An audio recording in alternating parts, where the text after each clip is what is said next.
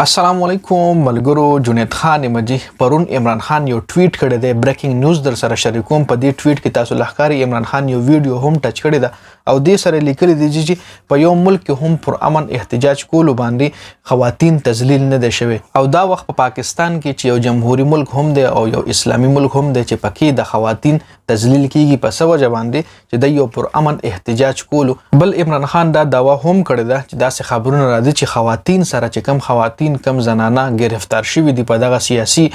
شرکت چې سیاسي پارټي کې کولو یا سیاسي احتجاج کې شرکت کړي دي هغه خواتین گرفتار شوی دي او هغه سره جیلز کې زیاتې کیږي نو عدلیه له پکار چې په دې خبره باندې اکشن والی او دغه خواتین چې کم دي دا د رها کی او دا خواتین عمران خان دا هم کلیر کړي چې د خواتین په دې وجه نه رها کوي چې کېدې شي دا خواتین کله رها شي د جیل نه بهر روزي نو د میډیا ته هر څو چې کم سلوک د سره دنه په جیل کې شوی دی یا خدا خبره ده او یا دا خبره ده چې دا خواتین د ځکه نه پریدي چې د سپټول کوشش کوي بل افتخار دورانی چې کم دی هغه هم په میډیا باندې چې د پی ټی آی چې کم سوشل میډیا هډ دی هغه په یو ټویټ کړو د پی ټی آی چې څومره هم سوشل میډیا پلیټ فارم دی په هغه باندې افتخار دورانی دا خبره کړې و چې خواتین سره زیاتې کیږي په جیل کې نو په دویمه ورځ تقریبا د افتخار دورانی خپل هم یو نازیبه ویډیو لیک شو جی بل عمران خان دا هم ویلي چې کېدې شي د په جیل کې زنانو سره داسې سلوک کړي وي چې هغه د وایرل کېدو نه اوس د یریږي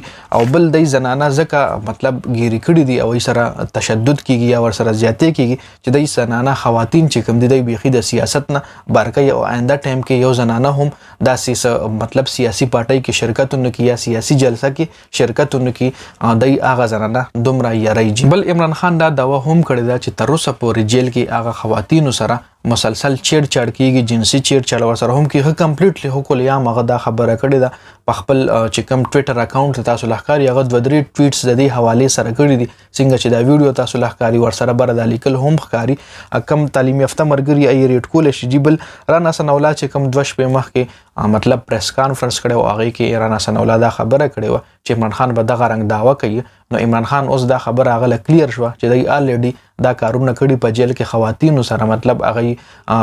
مطلب زیاتې ور سره شوی دی نو په دې وجه باندې رانا سنولا د هغه حواله سره یو پریس کانفرنس هم او هنګامي پریس کانفرنس تقریبا د شپې 12:30 بجې دغه پریس کانفرنس کړي دی او دا خبره دا کړي دا چې مونږ لکه مطلب الریډي تاسو لویلو چې عمران خان به دا یو ډراما جوړي نو دا کمپلیټلی یو ډراما ده خو بیا هم چې کم خواتین د گرفتار کړي دي او دا خواتین د جیل نه رها شي نو خامخا ای بخپل خپل کولاوي او سره چې کم کې سم زیاتې شي وي یا سه هم شي وي نو کې دې شي زنانه پیزان غل کی او سه خواتین چې کم دي هغه خپل کمپلیټلی کیسه سوناو کې چې کم ای سره دنه په جیل کې شوی دي سره ویا غي سره شوی ده جسمانی تشدد ور سره شوی ده یا جنسي چیړ چاړ ور سره شوی ده نو با کمپلیټ د بیان کې چې ټیم د روزي جی بل د مراد سید حواله سره اپوزیشن چې کم دي هغه دا داوا کوي چې مراد سید چې کم دی عمران خان چرته پټ کړی دی عمران خان چرته پټ کینول دی عمران خان سره هغه پناه ایشتلې د عمران خان په صلاح باندې مراد سید نو دا خو عمران خان خو کلیام ویلي دي چې ما خپل سیاسي چې څومره هم زما مرګري دي څومره هم زما پارټي سره تعلق لرونکي زما ام ان ای زما ام پی ای دي زما کم رهنما دي نو لما په خپل ویل دي چې فلحال لا بهر مرو دی او چرته پناوالی